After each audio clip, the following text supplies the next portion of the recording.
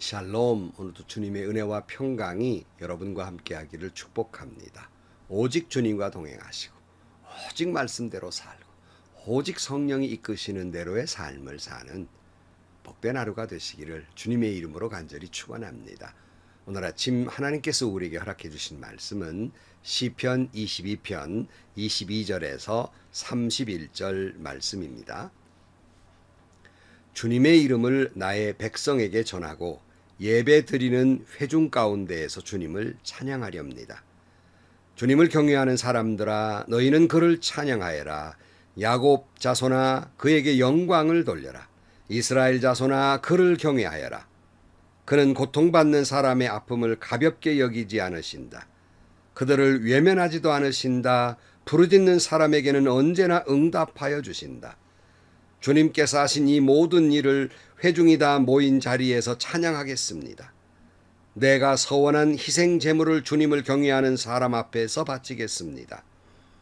가난한 사람들도 여러분들의 마음이 늘 유쾌하기를 빕니다 하면서 축배를 들고 배불리 먹을 수 있을 것이다. 주님을 찾는 사람은 누구나 주님을 찬양할 것이다. 땅 끝에 사는 사람들도 생각을 돌이켜 주님께 돌아올 것이며 이 세상 모든 민족이 주님을 경배할 것이다. 주권은 주님께 있으며 주님은 만국을 다스리시는 분이시다. 땅 속에서 잠자는 자가 어떻게 주님을 경배하겠는가? 무덤으로 내려가는 자가 어떻게 주님 앞에 무릎 꿇겠는가? 그러나 나는 주님의 능력으로 살겠다. 내 자손이 주님을 섬기고 후세 자손도 주님이 누구신지 들어 알고 아직 태어나지 않은 세대도 주님께서 하신 일을 말하면서 주님께서 그의 백성을 구원하셨다 하고 선포할 것이다. 아멘. 엘리 엘리 라마 사박다니, 나의 하나님 어찌하여 나를 버리셨나이까. 죽을 것 같은 절망 속에서 하나님을 찾았고 또 찾아도 부르짖어도 마치 목마른 사슴이 시냇물을 찾듯이 하나님께 메어 달려 보아도 아무런 응답도 없고 어떠한 다른 역사도 보이지 않을 때 정말 우리는 절망하고 고통 가운데에서 하나님이 나를 버리셨는가 하고 외칠 수밖에 없는 것이 아니겠습니까? 그러나 다윗은 그런 가운데에서도 신앙의 정체성을 잃지 않았습니다. 오직 주님만을 의지했습니다. 우리가 어제 살펴본 말씀 가운데에서 19절 말씀에 보면 그러나 나의 주님 멀리 하지 말아 주십시오. 나의 힘이신 주님 어서 빨리 나를 도와주십시오. 내 생명을 원수의 칼에서 건져 주십시오. 하나뿐인 나의 목숨을 개의 입에서 빼내어 주십시오. 사자 입에서 나를 구하여 주십시오. 들소의 뿔에서 나를 구하여 주십시오. 주님께서 나의 기도를 들어주셨습니다. 그랬어요. 그러므로 여러분, 정말 어려움을 당하면 당할수록 주님이 나를 버리신 것 같은, 잊으신 것 같은 절망의 순간이 올수록 더 주님께 매달려야 합니다. 나의 힘이 되신 주님, 내가 주님을 사랑합니다. 주여 나를 도와 주옵소서. 여러분, 정말 죽을 것 같은 절망이라고 해서 신앙을 포기하지 마시고 신앙인의 정체성을 잃지 마시고 더 주님을 의지하며 주님께 기도하시기를 주의 이름으로 축원합니다. 시편 42편에 있는 말씀처럼 하나님, 사슴이 시냇물 바닥에서 물을 찾아 헐떡이듯이 내 영혼이 주를 찾아 헐떡입니다. 신명기 4장 29절 말씀, 거기에서 당신들의 하나님이신 주님을 찾을 것입니다. 당신들이 하나님을 찾되 마음과 성품을 다하여 하나님을 찾으면 만날 것입니다. 여러분, 찾고 찾으면 하나님을 꼭 만날 것입니다. 야고보 4장 8절 말씀, 하나님께 가까이 가십시오. 그리하면 하나님께서 가까이 오실 것입니다. 어떤 분이 그런 말을 했어요. 내가 하나님께 한 발 다가가면 하나님은 나에게 두 발 다가오신다.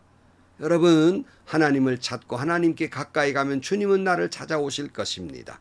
역대하 16장 9절 말씀, 주님께서는 그의 눈으로 온 땅을 두루 살피셔서 전심전력으로 주님께 매달리는 이들에게 힘있게 해 주십니다. 그랬어요.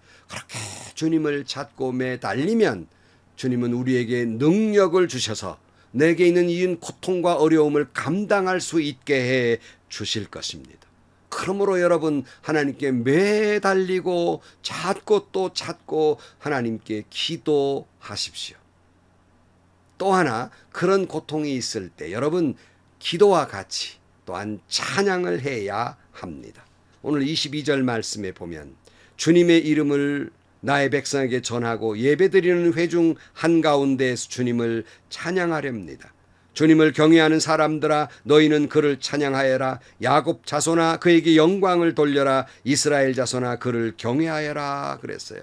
여러분, 어떤 절망적인 순간이 올다 할지라도 주님을 찾고 또 찾으며 하나님께 예배하고 주님을 찬양하시기를 주의 이름으로 축원합니다.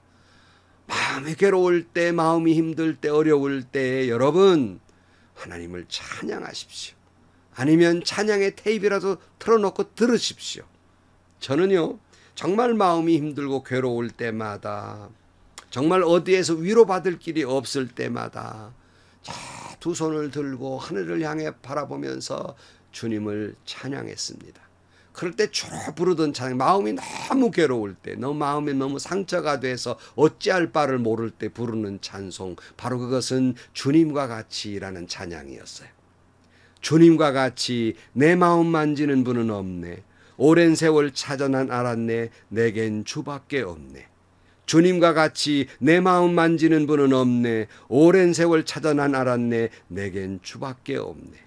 주 잡이 강같이 흐르고 주 손길 위로 하네. 고통받는 자녀 품으시니 주밖에 없네. 주님과 같이 내 마음 만지는 분은 없네. 오랜 세월 찾아 난 알았네. 내겐 주밖에 없네. 이런 찬양할 주님이 제 마음을 만져주세요. 얼마나 위로가 되는지 눈물이 철철 나면서, 또한 목회가 그렇게 힘들고 괴롭고 어려울 때마다 부르는 두 번째 찬송은 보혈을 지나였어요. 보혈을 지나 하나님의 품으로, 보혈을 지나 아버지 품으로, 보혈을 지나 하나님 품으로 한 걸음씩 나아가네. 존귀한 주 보혈 그 영을 새롭게 하시네. 존귀한 주 보혈이 내 영을 새롭게 하시네. 이 두 찬송을 손을 높이 들고 기도하며 찬양하면 두 눈에서 닭똥 같은 눈물이 쭉 흘면서 내가 힘들고 외로울 때 보혈을 지나 십자가 앞에 나아가면 주님이 크신 품으로 저를 끌어안아 주시고 그 상처난 마음을 매만져 주시며 저는 위로해 주심을 경험했습니다. 내가 안다, 힘들지. 내가 안다, 너 아프지. 내가 안다, 너 괴롭지. 내가 안다, 어찌할 바를 모르겠지. 내가 안다. 이러시면서 정말 기도할 때마다 거대한 하나님의 품이 봄 바람처럼 따뜻하게 저를 껴안아 주시고 위로해 주시면서, 그럴 때마다 목회자로서의 정체성을 회복하게 하시고 목사로서의 큰 마음, 예수님의 마음을 품을수록 그때마다 위로해 주시고 역사해 주신 것을 경험하게 됩니다. 여러분도 그런 영적 경험이 있기를 주의 이름으로 축복합니다. 본문 다윗은 이렇게 고백합니다. 25절 이하의 말씀. 주님께서 하신 이 모든 일을 회중이 다 모인 자리에서 찬양하겠습니다. 내가 서운한 희생 제물을 주님을 경외하는 사람들 앞에서 바치겠습니다. 가난한 사람도 여러분의 마음이 늘 유쾌하기를 빕니다 하면서 축배를 들고 배불리 먹을 수 있을 것이다. 주님을 찾는 사람은 누구나 주를 찬양할 것이다. 땅끝에 사는 사람도 생각을 돌이켜 주님께로 돌아올 것이며 이 세상 모든 민족이 주님을 경배할 것이다. 힘들지요? 여러분, 괴롭지요? 하나님 앞에 기도하고 주님을 찬양하십시오. 그러면 주님이 여러분을 만나 주실 것입니다. 그리고 주님이 여러분의 따뜻한 그러한 품으로 여러분을 안아주실 것이고 여러분의 상처난 마음을 어루만져 주실 것이며 위로해 주실 것입니다.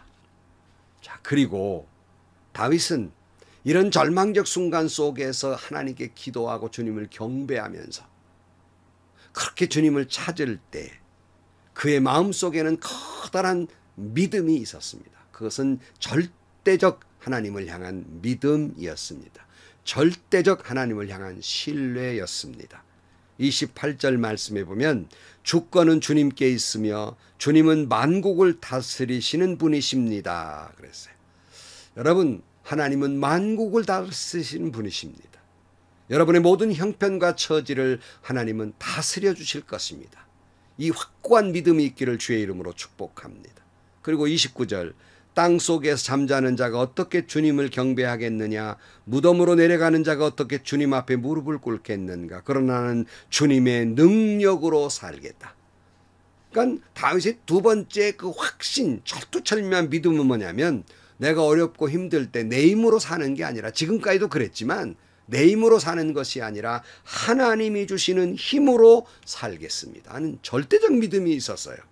여러분, 어렵지요, 힘들지요, 괴롭지요, 절망스럽지요. 여러분, 내가 무슨 힘으로 살까? 더 살 희망이 없지요. 여러분, 하나님이 주시는 힘으로, 주님이 주시는 능력으로 매일매일을 순간순간을 살아가시기를 주의 이름으로 축원합니다. 그리고 30절, 내 자손이 주님을 섬기고 후세의 자손도 주님이 누구신지 들어 알고 아직 태어나지 않은 세대도 주님께서 하실 일을 말하면서 주님께서 그의 백성을 구원하셨다 하고 선포할 것입니다. 다윗의 절대적 믿음이 뭡니까? 그것은 어떤 절망, 어떤 아픔, 어떤 괴로움 가운데도 그가 철저하게 믿는 것은 뭐냐면 하나님이 그의 백성을 결코 외면하고 버리지 아니하고 살려주실 것이다 하는 거예요. 구원해 주실 것이다. 반드시. 여러분이 지금 어떤 처지에 있습니까? 어떤 절망 가운데 있습니까? 어떤 아픔 가운데 있습니까? 하나님은 반드시 여러분을 구원해 주실 것입니다. 살려 주실 것입니다. 회복시켜 주실 것입니다. 믿으시기를 주의 이름으로 축원합니다. 하나님은 반드시 여러분을 평안을 주실 것입니다. 하나님은 반드시 여러분에게 기쁨을 주실 것입니다. 하나님은 반드시 여러분에게 승리를 주실 것입니다. 시편에서도 이렇게 기도합니다. 시편 40편 11절 말씀에 내 영혼아 내가 어찌하여 그렇게 낙심하며 어찌하여 그렇게 괴로워하느냐. 너는 하나님을 기다려라. 이제 내가 나의 구원자 나의 하나님을 또다시 찬양하련다. 히브리서에 이렇게 고백합니다. 히브리 12장 2절 말씀, 믿음의 창시자의 완성자이신 예수를 바라봅시다. 그는 자기 앞에 놓이는 기쁨을 내다보고서 부끄러움을 마음에 두지 않으시고 십자가를 참으셨습니다. 그래 그는 하나님의 보좌 오른쪽에 앉으셨습니다. 자기에 대한 죄인들의 이러한 반항을 참아내신 분을 생각하십시오. 그리하면 여러분은 낙심하여 지치는 일이 없을 것입니다. 사랑하는 성도 여러분, 하나님이 나를 잊으신 것 같고 하나님이 나를 버리신 것 같은 순간에도 목마른 사슴이 시냇물을 찾기에 갈급함처럼 그런 갈급한 마음으로 하나님께 기도하기를 주의 이름으로 축원합니다. 그런 고난의 질곡 속에서 두 손을 들고 하나님 앞에 나아가 주님을 찬양하기를 주의 이름으로 축복합니다.